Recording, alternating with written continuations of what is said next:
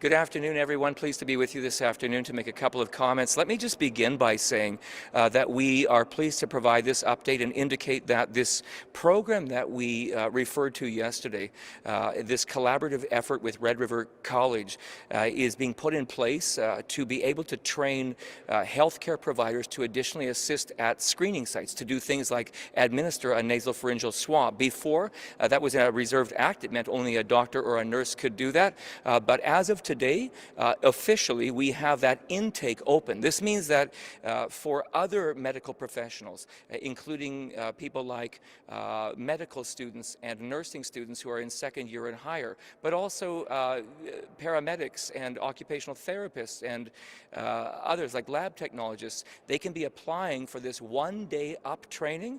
We understand from the president of Red River College that there are 90 such placements advertised and the phone is ringing off the hook, and there are already 80 applicants entered to do that work. This forms one more part of the overall efforts that our government is making to increase capacity to meet the need with Winnipeg being in orange and with more people seeking testing.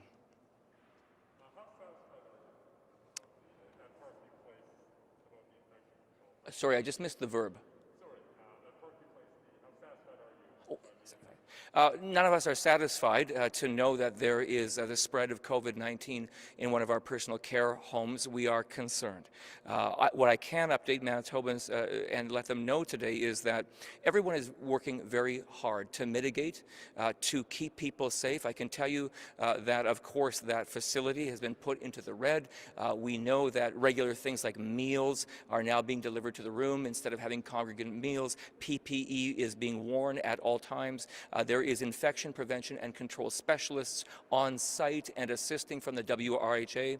The WRHA has a response team that they have made available if there are staffing concerns. We know that the operator is also moving other workforce to be able to accommodate, but still keeping people safe and making sure that workforce isn't working in two care homes at the same time. I would also indicate today that there is now a physician on site that is there from the operator full-time, and then administration from the Parkview themselves is on site 24/7. So I would tell people, no one is satisfied. This is a lot of cases. I think Manitobans have accepted that COVID-19 has a way of getting into long-term care facilities. In Manitoba for a long, long time, our situation was enviable if you were other provinces. There are 220 unique outbreaks right now in Quebec, Ontario, Alberta, and BC when it comes to long-term care facilities. We are not immune to that either.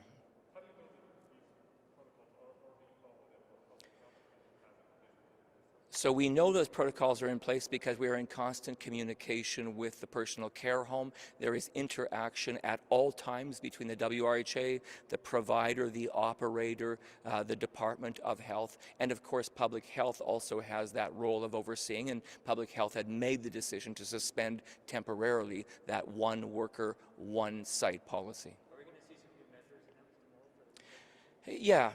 That's probably predictable. In Winnipeg right now, reporting as we did numbers north of 150 again.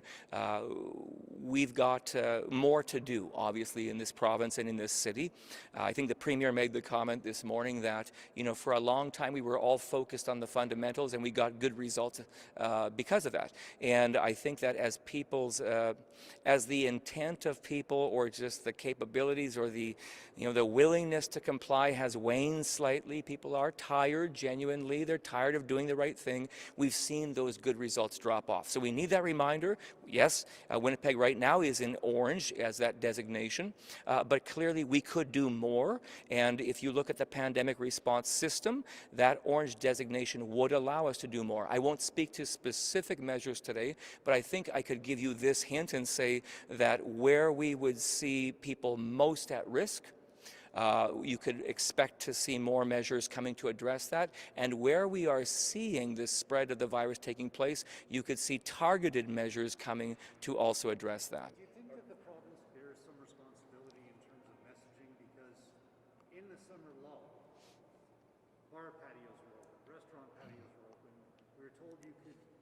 gather in groups on a bar patio, and then later, even with the reduction to 10 people in Winnipeg, it's household plus 10. So people, I think that it's okay to go out and socialize with people outside your household, as long as you're at that number. Yeah.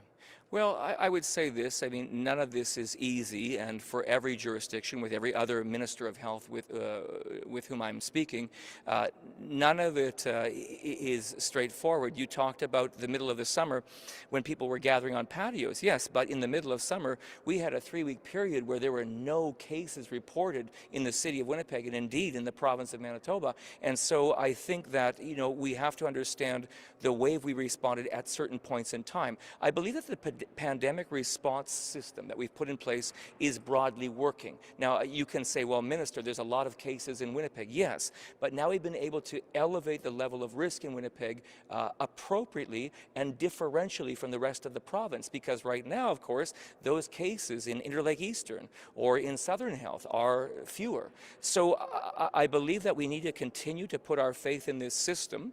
We need people to do the right things, and we will sort it out as we go along. I don't want that to sound glib. I want to say that we have perhaps collectively let our guard down, and we believe that that elevated level of risk could be an important reminder to people to put their guard back up. Does the province played a role in letting people let their guard down because they're told you can gather with your household plus 10 other people? Well, I think the reason we've done that in respect of the 10 plus 10 is that in some households you can have as many of 10 people living there. So we've tried to be equitable in terms of how we have allowed people to gather, but clearly there too.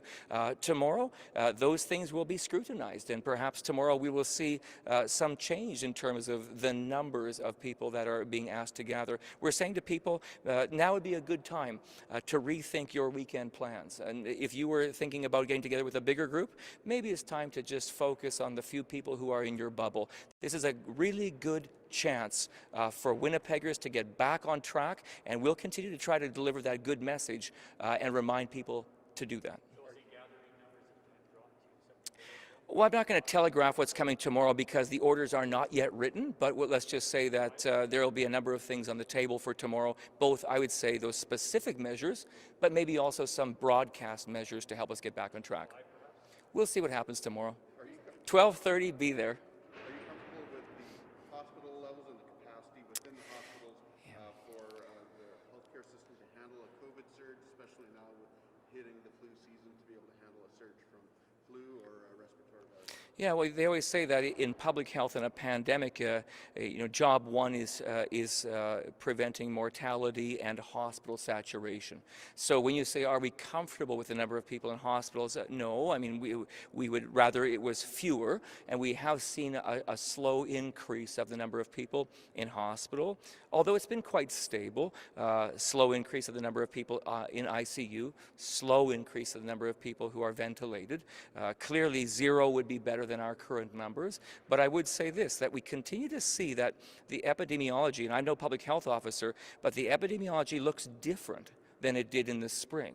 And even though we have these higher case numbers, we are not seeing a commensurate number of people in hospital. Now that could be because it is that younger demographic right now that is seeing the higher numbers, but clearly we have to keep control of this. People cannot become lackadaisical because it's exactly the kind of spread that will eventually see increase in hospital where we must guard our capacity. Do you have any concerns about the growing anti-mask rallies that are being held in your constituency? And have you heard any complaints from people about people not wearing masks and big gatherings packed together? Yeah. Is that something that's on your radar? There's a lot of things on my radar. I don't think it's necessarily a growing anti-mask surge that's happening there. I have had a chance to speak as the local MLA to the groups who are voicing concerns about mask use in education. They're making some good points too about 2 meters at the desk and you don't have to wear a mask, but 1.7 meters and you do have to wear a mask. But if you're seated and looking straight forward, is it really necessary? So those are good things to be asking because we know that that response in places like BC does differ from ours. So I think they're asking good questions, but I also, from my conversations with some of those group leaders, I also thought that they were seeking to comply and seeking to be reasonable, and so I understand that they had a good interaction with their local school division and that it was positive in nature. But I would say this to all Manitobans, we're in this together, and COVID-19 is very real, and we need to take precautions, and sometimes those precautions mean wearing masks. So when they're packed together like sardines at rallies without anyone wearing any masks, you don't have any, that doesn't alarm you, or is that something that anybody should be enforcing? Well, I think we're always saying that when people are close together and they can't social distance, that they should take precautions, and precautions can include masks. So I haven't seen the photo that you're holding up, but that would be our advice. Now, of course, remember that the area you're pointing to is not in orange, according to our pandemic response system, and Dr. Friesen has continued to say that the degree of spread is less likely outdoors. So I guess I'm happy to see from that photo that the rally was happening outdoors. I don't think this is an everyday occurrence, but yeah, social distancing matters, hand washing matters, and mask use matters. Can you say where and how the $109 million from the federal government is being spent right now in the province on contact tracing and testing? So I don't think I could tell you exactly right now how it is being spent, but I can say this. We welcome federal government support for our continued pandemic response in the province of Manitoba. It can't come soon enough, but Manitobans are reminded that the federal government similarly stood up in February and March and said, don't worry, PPE, personal protective equipment, is on the way to Manitoba. And it quite simply never arrived, and it was due to the excellent work of the civil service, of leaders throughout this government, of those who have the responsibility for inventory management. We supplied 95% of our own needs through our own supply chains, and supply chains that we were able to flex up to. So the federal government says that they can offer help on public health contact tracing. We would welcome that help. We are hearing that their help can only arrive sometime in November, and we are calling on the federal government to work with us effectively to see if we can't onboard that help sooner. In the meantime, the province's own efforts to launch that RFP and to invite proposals on how to shore up our contact tracing, that process is pretty well concluded, and I think the work is happening right now to see how quickly we can bring that capacity online, because we need the help.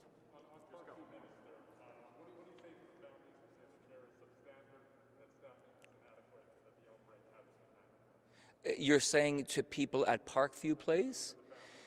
Yeah, I mean, this is not an easy position for families to be in, and they're looking for answers, and I don't want to dismiss their concerns, because these are family members with loved ones in a personal care home where there's COVID-19.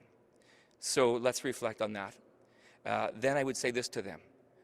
We're doing everything that can be done to keep the people inside that personal care home safe. Like I said, a physician there on staff now assigned specifically to that personal care home. Staff and administration there, senior admin there, 24 hours a day, many precautions being taken. There was a suggestion today in the legislature by the opposition that somehow families are not being kept in contact. I can dismiss that and say that Parkview is taking pains to communicate well with families, but obviously there would be an elevated demand for that kind of communication. And so we're telling the families there are incredible resources being marshaled every day to respond. No one likes where things are at right now, and we will continue to respond with great care. I don't know the frequency on which inspection reports are tabled or publicized, but I would say this, that when COVID hit in Manitoba, we looked hard at the inspections of personal care homes and long-term care facilities that we would normally do conventionally. And we knew that something had to change, because we couldn't have inspectors going into personal care homes in the same way. But we have found ways, we're using creativity and other modes of analysis and inspection to be able to make sure that no inspections are lapsing in this year. There will be no fewer inspections of personal care homes. And indeed, in respect of Parkview Place, inspections will undoubtedly continue to be part of the way in which we are responding. Thanks, everyone.